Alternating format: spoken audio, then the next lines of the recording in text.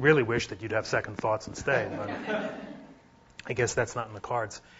Thank you for coming. Very much appreciate colleagues and students. I guess you students had to come, huh? That's okay. Hopefully you'll learn something that you find interesting. So I'm going to give a little bit of an introduction. Lynn is then going to take over and talk about some of our work in math, and then I'm going to talk about some of our work in moving in a new direction in the area of reading. So we're going to talk with you today about learning disabilities, I guess technically, but you can think about it in terms of reading disabilities and math disabilities, and responsiveness to intervention. For the past 5 years, Lynn and I and Don Compton have been principal investigators of something called the National Research Center on Learning Disabilities, which is both here and at the University of Kansas.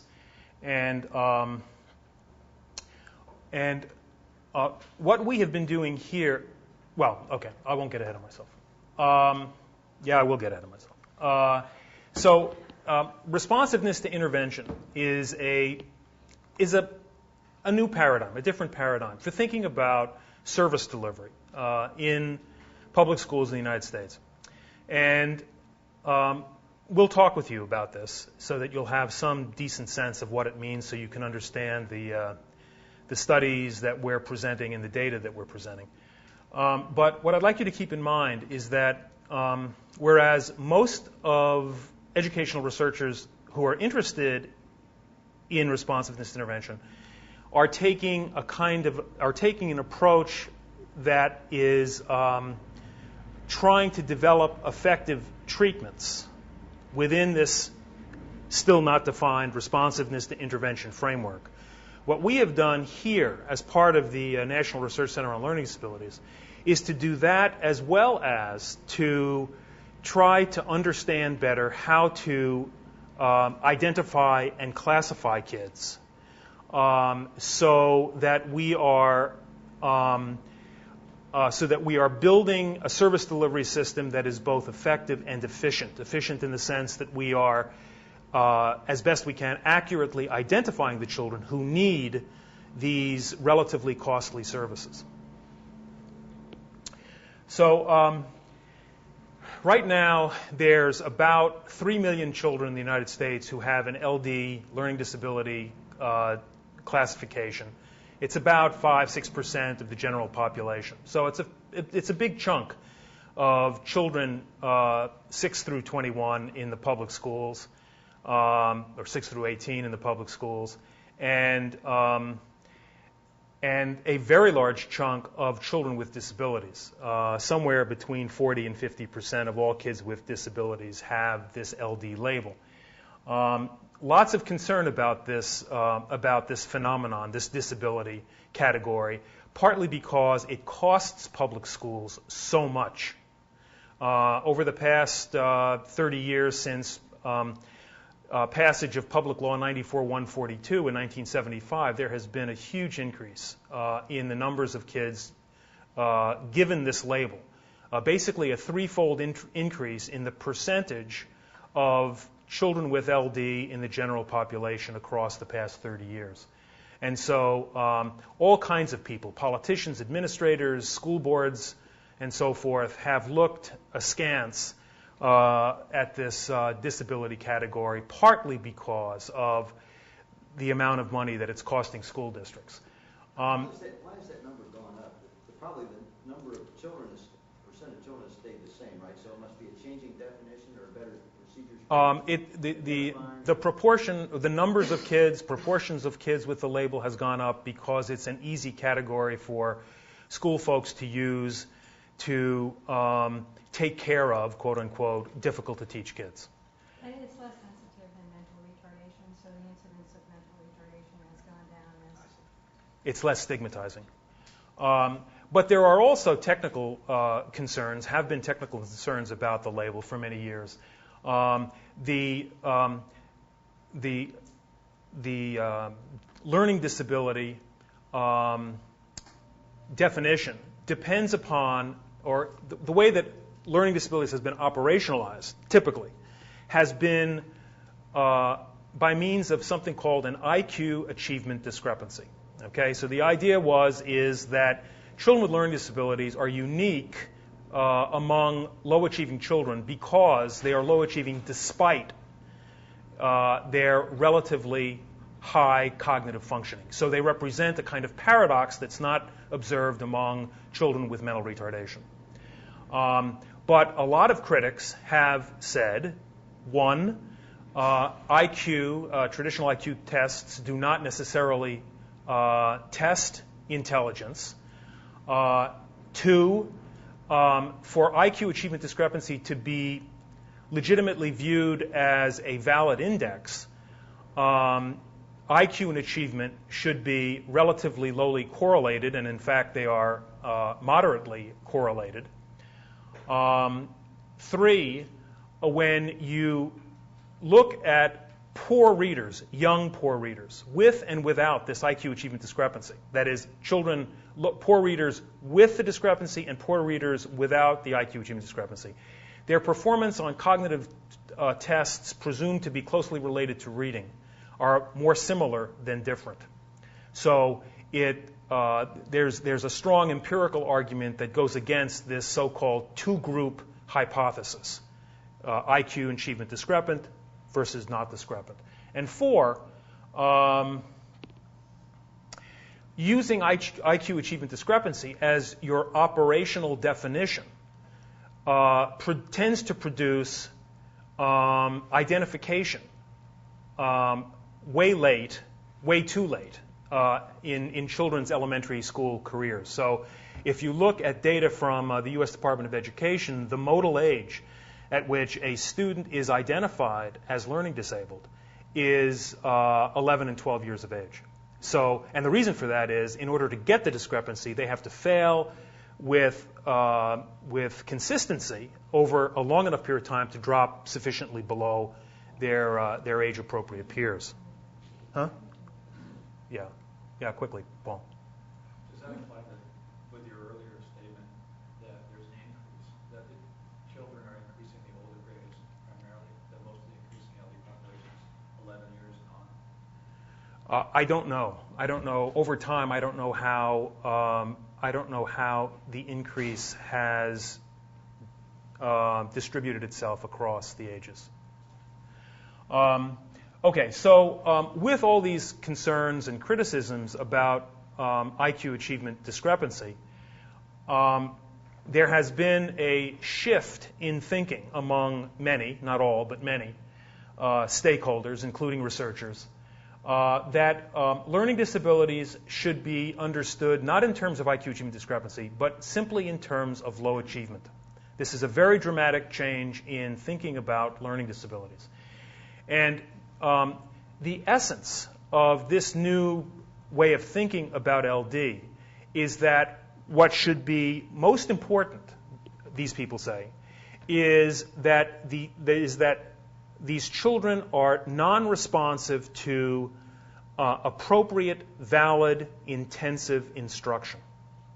So in this new paradigm, if you will, the test, IQ test and other kinds of tests, are put aside, and what becomes the new test, so to speak, is intervention, is treatment.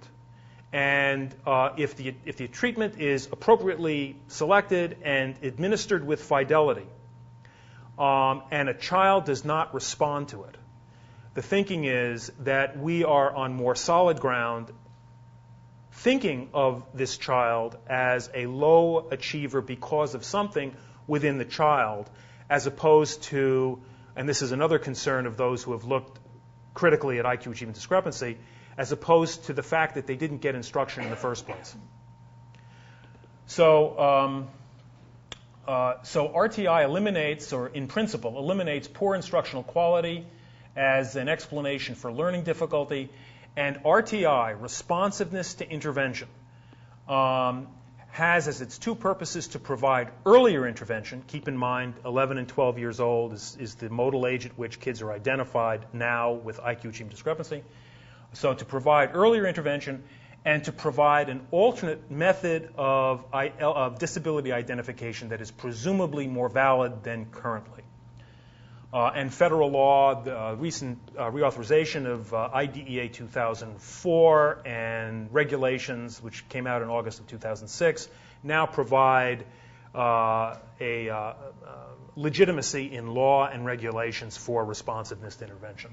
So here's how, very quickly, here's how a typical responsiveness to intervention procedure works. And as we speak, there is this proliferation of different types of responsiveness to intervention. So there is no one type. But generally speaking, children in a classroom, think of a first or second grade classroom, are administered a universal screen. The children who perform poorest on this screen are identified as, quote unquote, at risk. This is done early, very early in the school year. The children who are designated at risk are then followed for 5-6 weeks with something called progress monitoring. So their achievement is monitored frequently. And the children whose progress monitoring data indicate they are lagging behind what would be expected of a kid who was, quote unquote, responsive, is then seen as appropriate for a second tier. The general classroom is tier 1. Children unresponsive across 5 or 6 weeks go to tier 2. Tier 2 is usually a pullout, more intensively delivered instruction. And again, the children's performance is monitored. And children who show improvement are viewed as remediated, and they return to tier 1, the regular classroom. Children who still perform poorly, who are unresponsive in this second tier as they were in the first, are considered for tier 3, which in our model and other people's models is special education. So the potential advantages of this responsiveness to intervention approach to early intervention and disability identification is viewed as an improvement over the wait to fail approach, the so-called wait to fail approach of IQ achievement discrepancy. RTI ensures that students' poor academic performance is not due to poor instruction. And there's a much closer relationship between the assessment data that's collected during intervention implementation than the traditional psychometric information that is collected currently.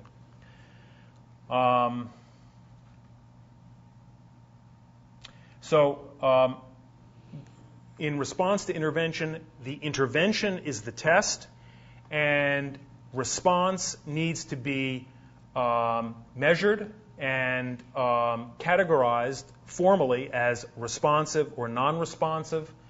And that's what our LD Center, our National Research Center on Learning Disabilities, has been basically about. How do we do that? How do we operationalize all this technical stuff? So in this presentation, we're going to do two things, try to do two things. So the instruction is tutoring only? The instruction is? The test instruction is always tutoring? Not necessarily. It can be the instruction can be, what else? It can be adaptations for general education, but in most research-based analyses of RTI, it's mostly tutoring, if not all real studies. And that's one-on-one? No, it's in the second tier. When kids don't respond to the general classroom, tier 1, they go into a second tier, and if in the second tier there's a standard treatment protocol, it's usually administered with 3 to 6 kids. Is it the same instruction just given in a tutoring? Not necessarily. Instruction It's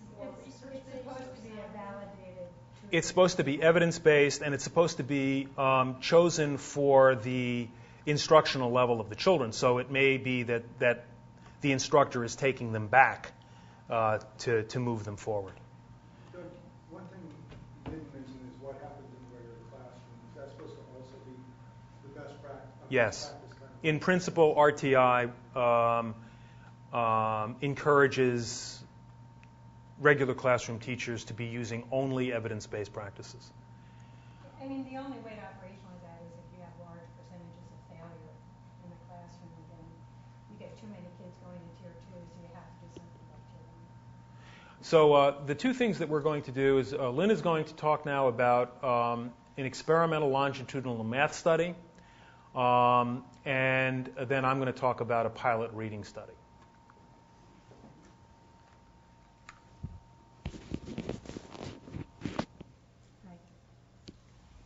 So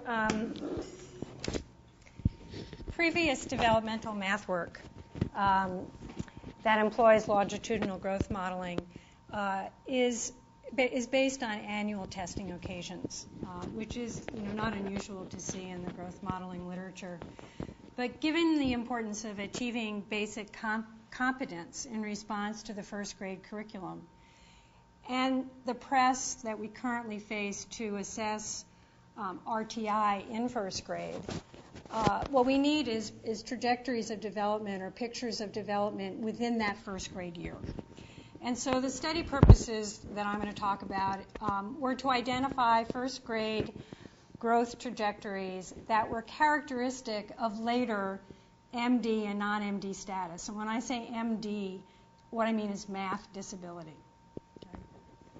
We also examined the effects of first grade tutoring on those trajectories, and we explored cognitive characteristics associated with trajectory class membership. So just an overview of the method of the study. We were in 41. Just one quick question. Is it, if you're MD, are you likely to be RD as well? That's a good question. About 40% of children with RD also have MD. And the data on what percentage of MD also have RD is a little bit less clear because there's a lot less research on math disability.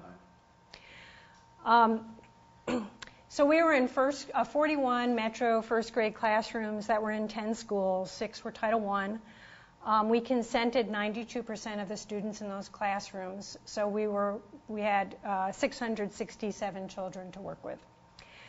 To those students, we administered some screening measures, and we created a latent variable on number concepts, arithmetic combinations, and procedural computation.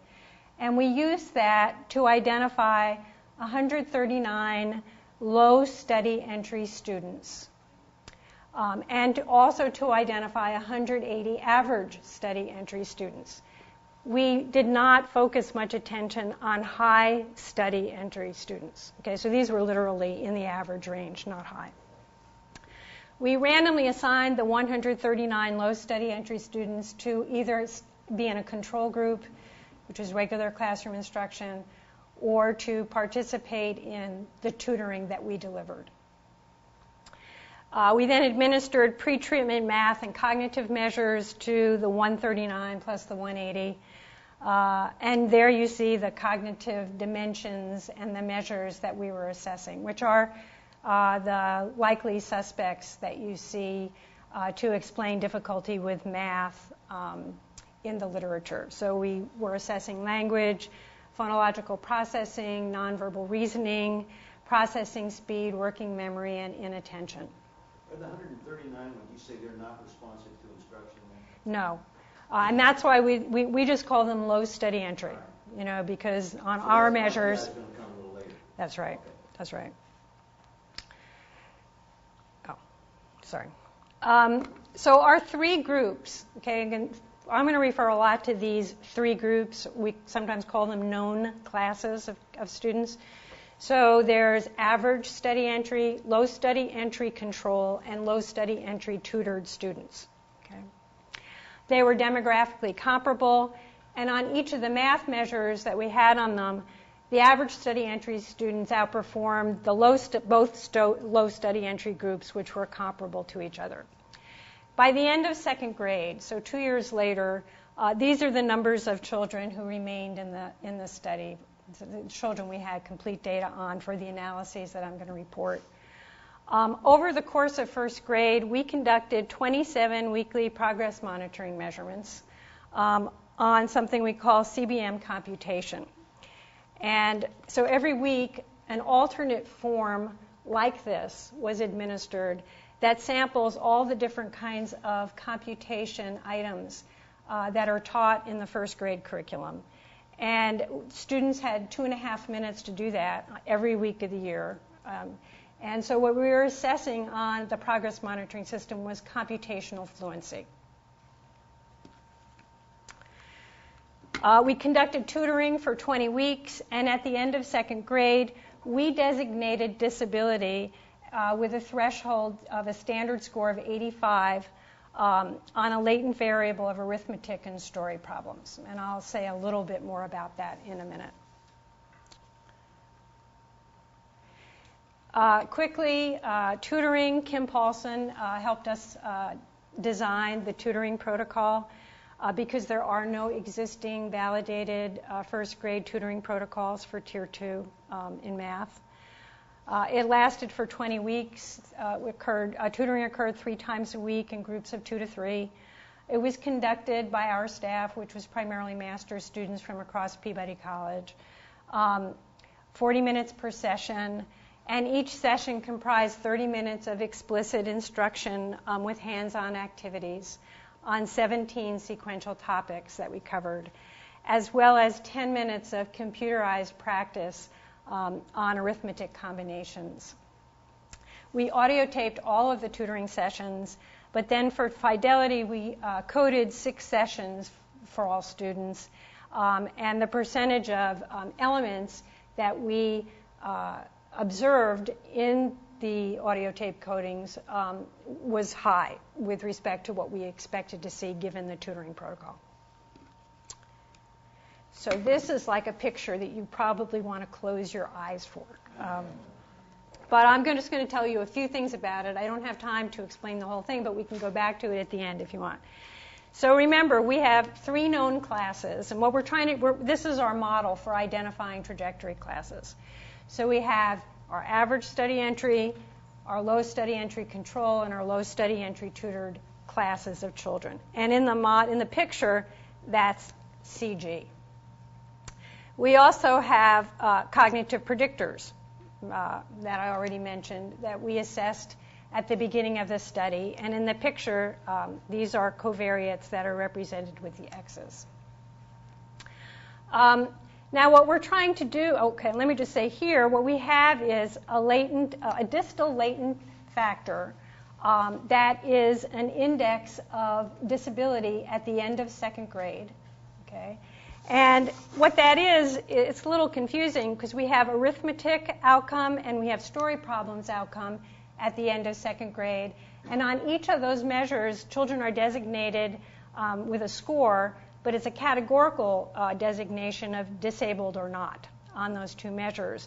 But what the distal latent factor is doing is it's actually designating, it's a continuous latent factor that is representing the proportional odds of being designated disabled based on the latent class indicators.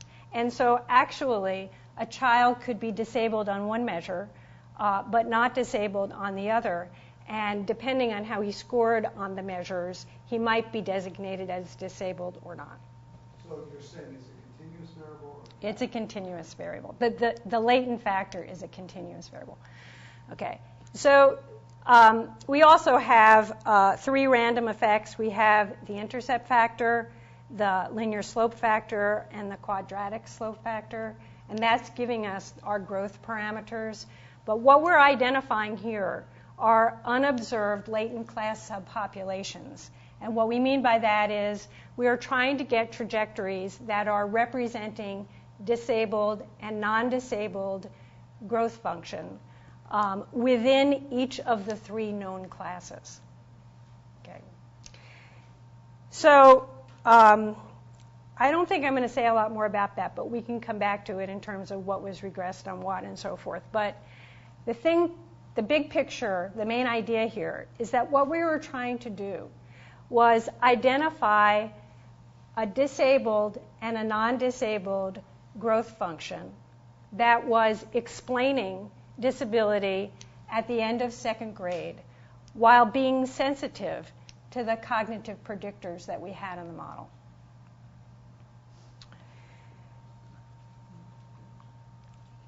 So to do that, we began by doing conventional growth modeling because we wanted to evaluate the hypothesized quadratic model that we were thinking about using. And we then relied on something called growth mixture modeling. In fact, we used multiple group growth mixture modeling, which is what we're doing is using latent class and latent growth modeling to identify unique subgroups, each with a different trajectory. It's a kind of cluster analysis. Okay, so what we're doing is on the individual growth parameters, we're trying to address the fact that not everybody has the same growth picture. So we're trying to find distinct growth trajectories. And it groups the trajectories into classes by maximizing the likelihood of group membership. So we're using multiple group growth mixture modeling with a distal latent factor, that is, whether students are disabled or not at the end of second grade, with beginning first grade covariates to identify a first grade MD trajectory class and a first grade not MD trajectory class within each of our known classes. Okay? So the conventional growth modeling. So we used CBM computation again. We had 27 weekly measurements. We actually ended up using every other data point because it took too long to run the program. And we centered the data on the initial assessment. So when you see intercept, you know that that's the first CBM assessment that the children took. We tested whether the quadratic model significantly improved the fit over a linear model, which it did. And across the 248 cases that we had, this is the average intercept, slope, and quadratic term, which are all significant. So we included a quadratic term in the model.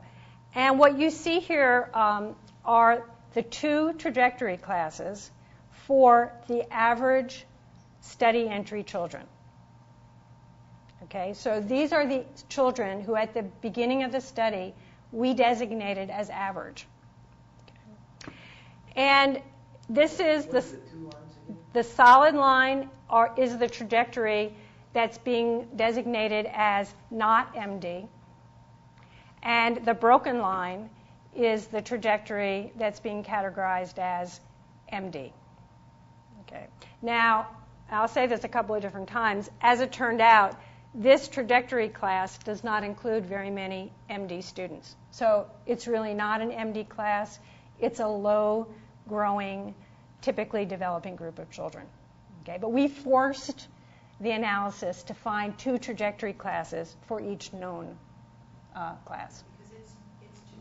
Right, and the slope terms, the linear slope terms are significant for both those groups. The intercept is significant, and there's not a significant quadratic term for either of those groups. Okay. Here is the this is the low study entry control group. Okay, again, the solid line is the not MD group, and the broken line are the MD children. Okay. Here, the slope is not significant. Okay. All the intercepts that I'm going to show you are significant. Which slope is but the slope of the MD, low study entry control group, is not significant. So, they are not growing according to the linear slope term. And there's not a quadratic. Not significantly different from zero. There are, I don't know if I can see it. There are about 62 children in both of these, in the entire low study entry control group. 46 of them are in the MD class, okay? And 16 of them are in the not MD class, okay? So 16 children who were in the control group developed fine without any tutoring, okay? And that's obviously a significant slope. Okay. That's the paths for the low study entry tutored children. Okay, again, for the MD group, not a significant slope or quadratic term. But for the not MD path, those children have significant slope and a significant quadratic term. So they're the only subpopulation that has a significant accelerating slope. Okay. And the size is reversed. Okay, so in this group we have 47 of our children, and in the MD group we only have 14. Okay, so the proportion of children, control students were disproportionately classified in the MD trajectory classes.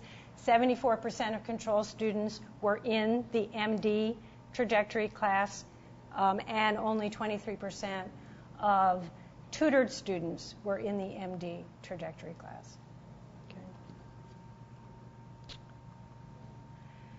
Okay. We looked at latent class probability, which is the probability that a child is actually assigned to the correct trajectory group, and it looked very precise. But we also looked at class-specific profiles on the second grade latent class indicator. So we were looking to see how they were doing on story problems in terms of were they actually in the MD group or not on story problems at the end of second grade, were they actually in the MD group or not, making that threshold of 85 at the end of second grade on arithmetic. And arithmetic actually had poor precision with respect to whether the students' trajectory slopes were being classified as MD or not. Whereas the story problems, second grade indicator, more consistently distinguished MD from non-MD trajectories. So interestingly, poor story problem performance was the defining characteristic of both low study entry MD trajectory groups, even though, you remember, we were actually monitoring them on computational fluency. And for one group providing instruction now. So why do you think that's the case? The story problems tended to be more discriminating. Yeah. Well, I think that there's a better distribution in performance that we get on the story problem performance measures. I think that's one reason. And I think that the story problem measure, although obviously involving language, had fairly simple computational demand, and so it kind of separated pretty well from the measure of arithmetic. So. The cognitive predictors, the only ones that functioned well to discriminate class trajectory class membership were language and nonverbal reasoning. Which actually makes sense when you think that the determining end of second grade variable was story problem performance, not arithmetic. And the cognitive predictors that are typically associated with arithmetic are more like processing speed and phonological processing. So conclusions with respect to RTI. First, the first grade trajectory classes associated with end of second grade MD status were identified with high precision using the CBM computation measure. So we conclude that CBM computation can be used for first grade progress monitoring within RTI to forecast or get an idea of whether a student will develop MD at the end of second grade. And importantly, neither of the low study MD groups trajectory classes had significant slope, whereas both of the non-MD low study entry groups did have significant linear slope.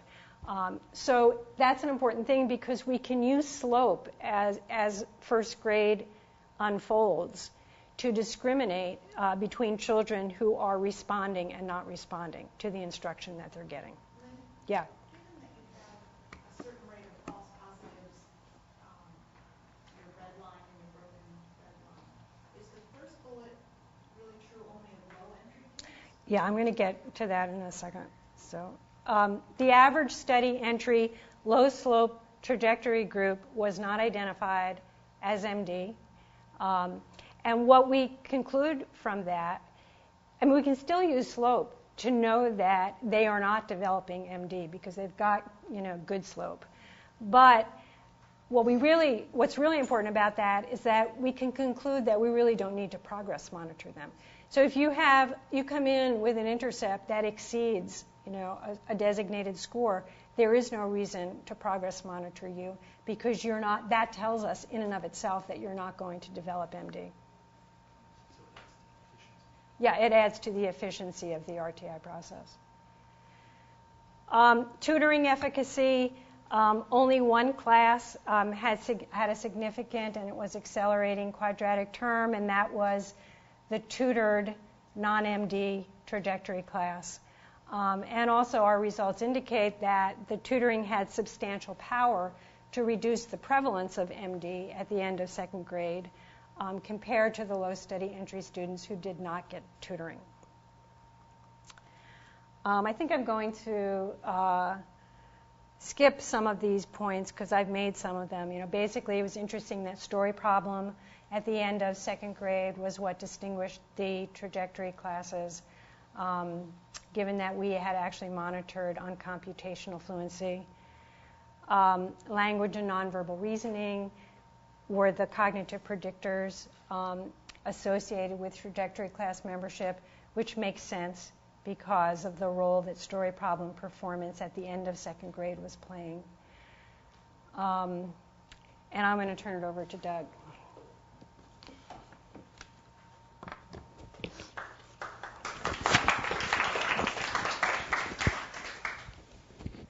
We asked Andy how simple or difficult we should make this.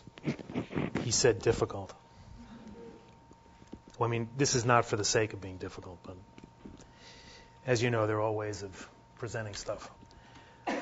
Well, okay, so we also have a parallel study in reading. It parallels very closely the study that Lynn is reporting. And I should say here that Don Compton is a very close colleague of ours in this work. When he learned that we were presenting, he took an unscheduled trip to South Florida. Didn't tell us where he was going. And Joan Bryant and Babette Bouton is also our two project coordinators who have worked very closely with us. Deserve credit. Or blame. So what I want to do now, and mindful that we don't have a lot of time, is to talk with you about a very different effort we're engaged in as part of this National Research Center on Learning Disabilities. The way that I described responsiveness intervention to you earlier is the way that virtually everybody is thinking about responsiveness intervention. And what we find kind of interesting about this is that it's rapid, even though RTI is really something that people have started playing with only in the past 5, 6, 7 years at most. It's developing into a kind of orthodoxy, So RTI means this; it doesn't mean that, and we take a different view of that. In fact, the law, if you read it carefully, encourages imagination and experimentation in terms of conceptualizing what RTI might be, could be.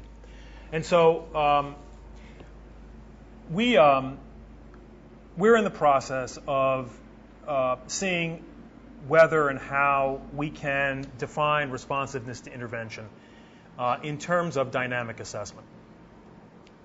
How many of you have heard of dynamic assessment? Okay, about half. So why? Well, within this orthodox version of responsiveness to intervention, non-responders to general education are at risk, and a standard tutoring protocol is the diagnostic trial.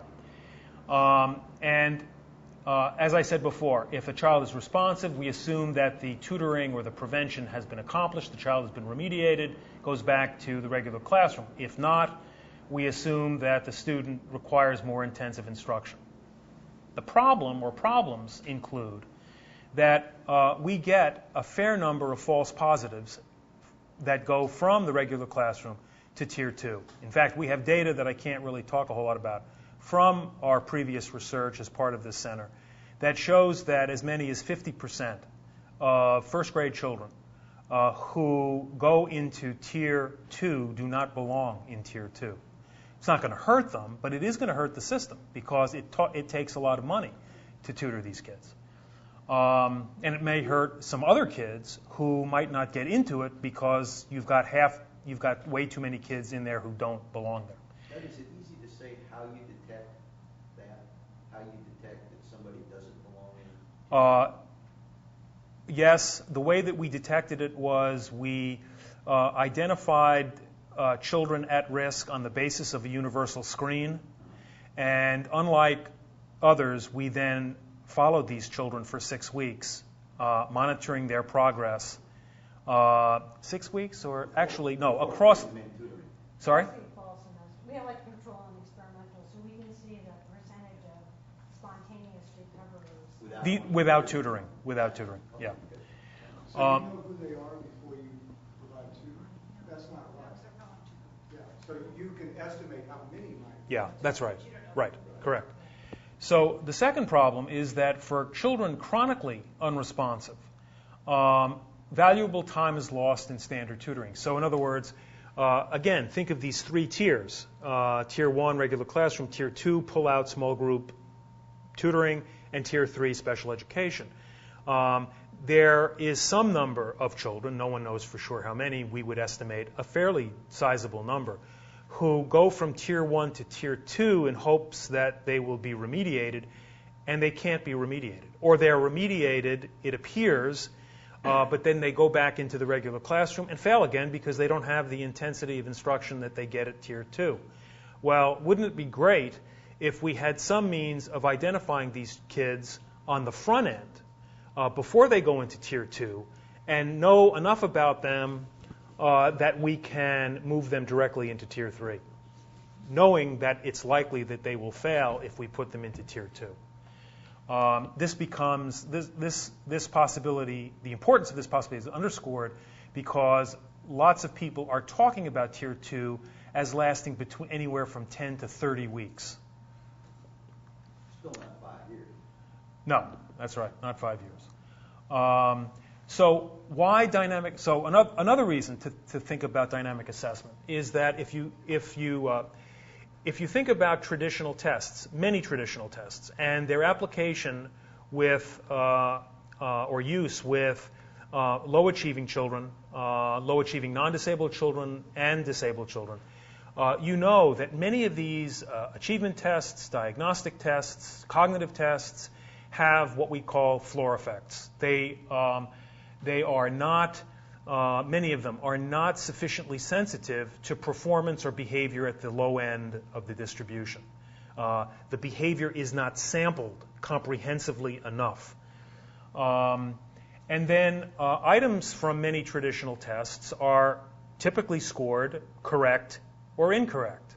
And yet, if you think about it, there might be a lot of ground between correct and incorrect. So dynamic assessment can sample the lower end behavior more comprehensively than traditional tests. And interestingly, it can explore behavior between correct and incorrect, and how it does that will be apparent. An important question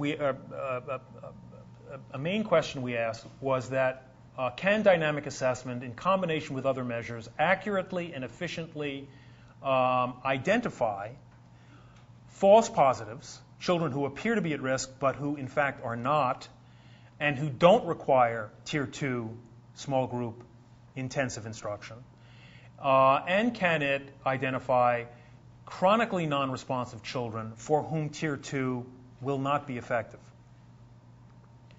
So we developed a dynamic assessment measure for early reading. We administer it in about 20 minutes. It is scripted, it is standardized, and it's designed to teach 3 decoding skills.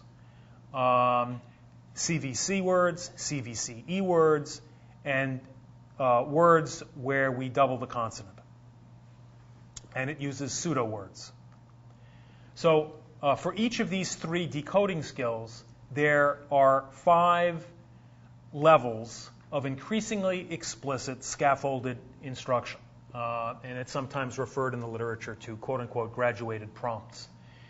After each instructional level, there are 6 nonsense words that are not used for instruction but parallel the instructional items. If 5 or 6 words are read correctly, the skill is deemed mastered and the child moves to the next decoding skill. If less than 5 words are read correctly, the student moves to the next, more explicit level of scaffolded instruction. Is that clear? So we have 3 decoding skills, and for each of the 3 decoding skills, we've got 5 levels of increasingly explicit, presumably helpful instruction. And we test at the end of each of those levels. If a student fails to achieve mastery across the 5 instructional levels on a given skill, the dynamic assessment is terminated. The score is the number of instructional levels necessary to master the 3 decoding skills. So a higher number is worse performance than a lower number because it indicates the child mastered the skill, but only after benefiting from the most explicit, instruction. So the first level, and now these are across the decoding skills, the first level of scaffolded instruction is simply the examiner reads the words, reads words of a given type, CVC words or CVCE words, to the child, and then tests the child. A second, higher level of prompt is to teach onsets, so that the nonsense word ZAT begins with the sound Z. And then the third prompt is to teach not the onset but the rhyme. And then the fourth is to teach both onset and rhyme, having the child practice blending the onset sound and the sound that the remaining 2 letters make. And then the fifth is a variation of 4. But you can see how it becomes increasingly explicit and presumably helpful. So we conducted a pilot study in the Nashville Public Schools last year. We enlisted 4 schools, 2 high poverty, 2 middle class, 22 kindergarten and first grade teachers. 216 children were screened to ensure that they would at least have partial success on the dynamic assessment. And you see that we had a total of 133 kids, 28 at kindergarten, 105 at first grade. Our measures, our pretest measures, were given in random order by well-trained examiners. Rapid letter naming, segmentation, which is a phonological awareness measure, the Woodcock Reading Mastery Test, word attack, the Wide Range Achievement Test, word identification, curriculum-based measurement, word identification, fluency. All of those were given pre-treatment and dynamic assessment in one session, and dynamic assessment was given in a second session.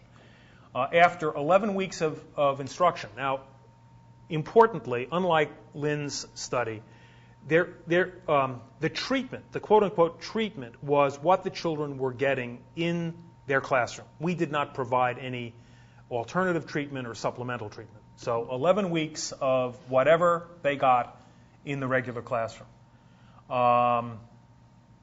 And they were post-tested on the same measures, except that we added a couple at post-treatment.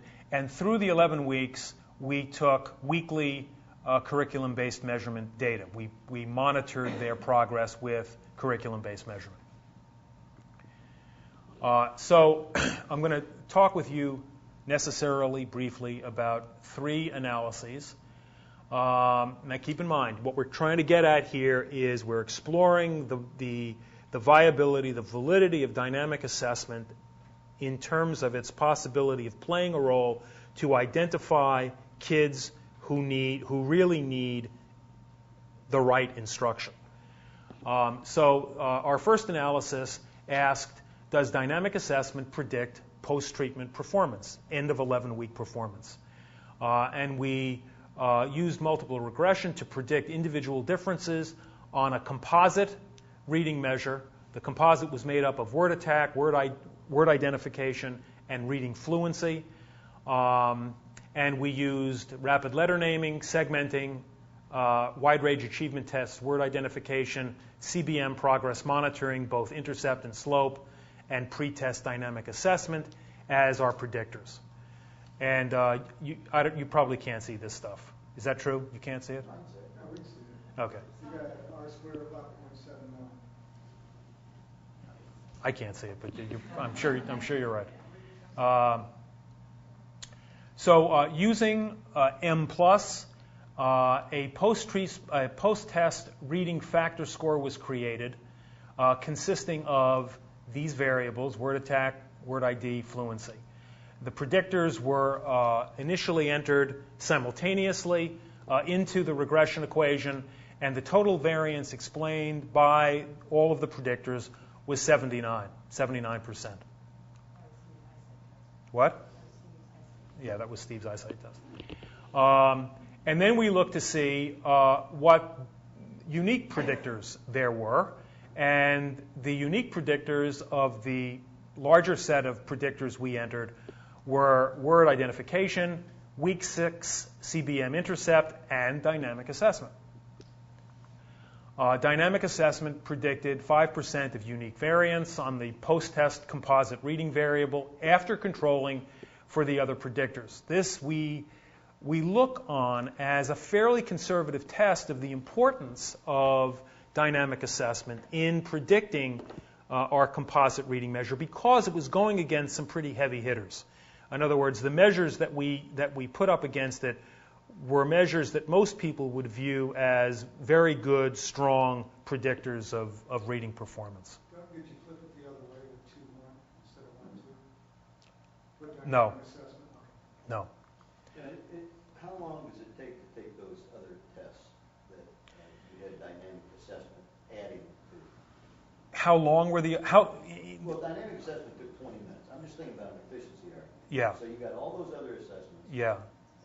There were 3 or 4, right? There were more than that. There were more than that. I'm going the wrong way. Anyway, it would just be interesting to me. I would say that the total battery, including dynamic assessment, was about 60, 70 minutes across the 2 sessions. Okay, so the others were about 50 minutes.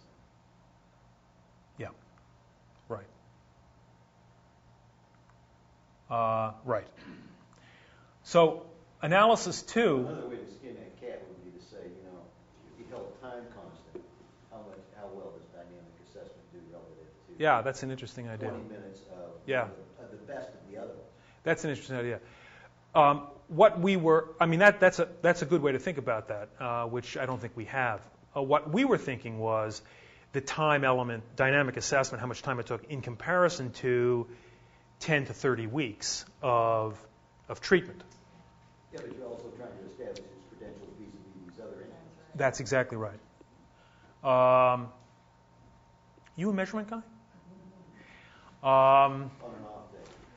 Analysis 2, dynamic assessment's decision utility.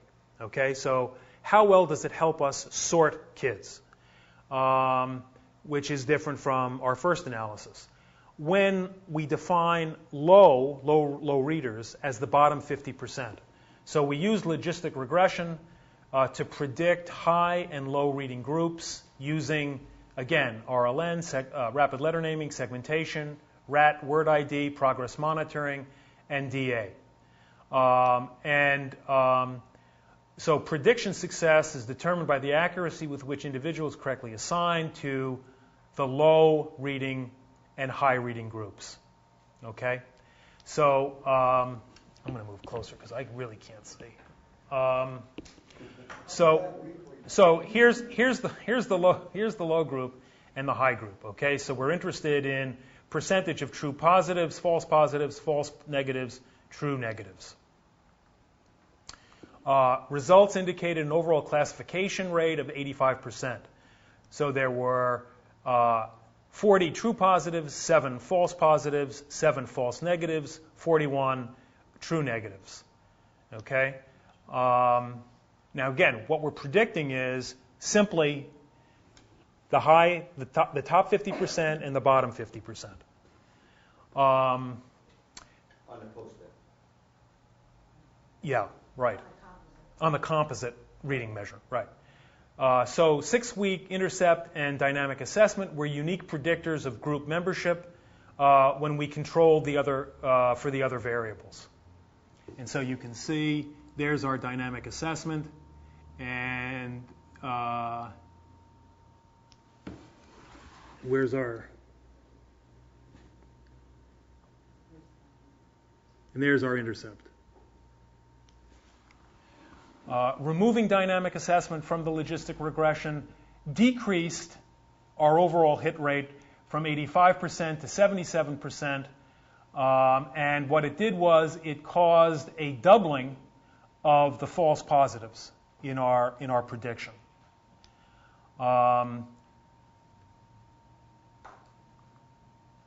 Okay, so results indicated that dynamic assessment has the potential to significantly decrease the number of children falsely labeled as at risk for a reading disability and therefore eligible for Tier 2 services in an RTI model. However, the practical importance of high versus low in terms of the top and the bottom is not, in the real world, isn't terribly useful.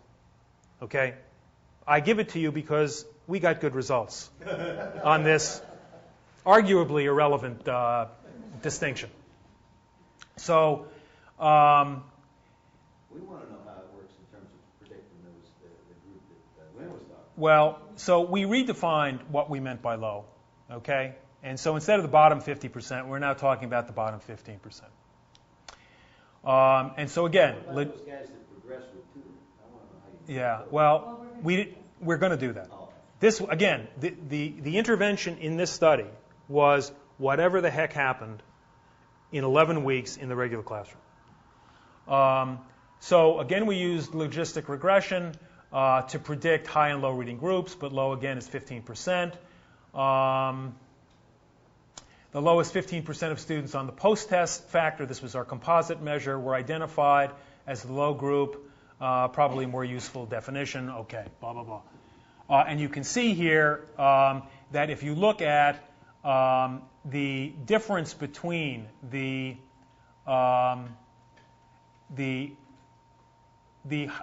low and high kids, there's a greater distinction than in the other. I didn't point that out to you before, but this is, especially here, this is word identification, this is reading fluency, and a mean of 23 is a very, very low score. 2 sigmas. Yeah. So logistic regression indicates a 100% classification with none of the predictors acting as a unique predictor of group membership. Okay, and here you can see none of these predictors acting in an important way to predict. Removing dynamic assessment from the regression had no effect on the classification accuracy of the model. Same. Removing week 6 intercept did affect classification, producing more false negatives.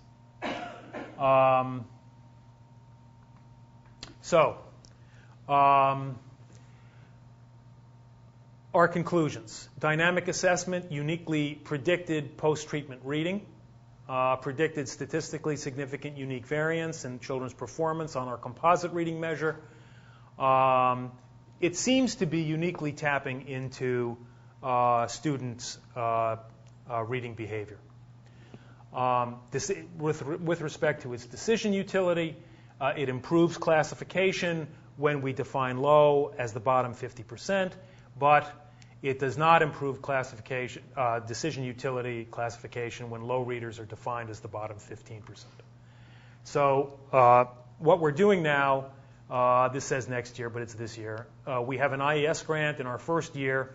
We're using a large sample of first grade students. We're following them across 20 weeks of instruction, not 11 weeks as in the pilot I just described to you. We're following these kids for 3 years.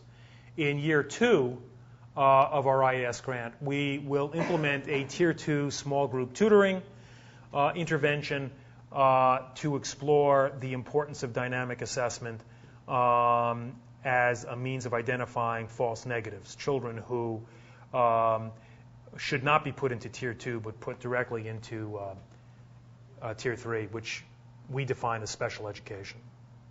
Yeah, Steve. I have a time question for you, and I don't know that it'll help you on this at all, but the way the dynamic measure is being done now is it's number of trials. But I assume that some kids move through those trials more quickly than other kids. Yeah. And I don't know if you're looking at, I mean, it may be hard to do because it depends on the instructors being able to move with equal efficiency. Right. But I wonder if time is also a predicting factor here. Yeah, I mean, we haven't looked at it, but it's possible. Yeah. We could keep track of that. Yeah.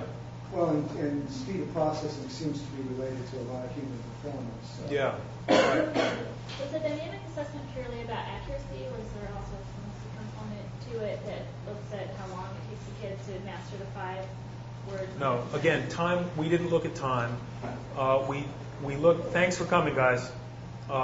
We simply looked at how many prompts they required in order to get the skill, the decoding skill. And their score, the way they were masters has had nothing to do with fluency. It was just In the study that was actually done last year with the dynamic assessment, you didn't look to see if you could tell from the dynamic assessment earlier on if children needed to go into special ed. That's what you're going to do this year? That's what we're going to do this year. So you didn't actually look at that. Did you get some feeling from what was happening last year? No. About whether dynamic assessment would do No, it? no. We really didn't know what was going on in terms of the regular classrooms.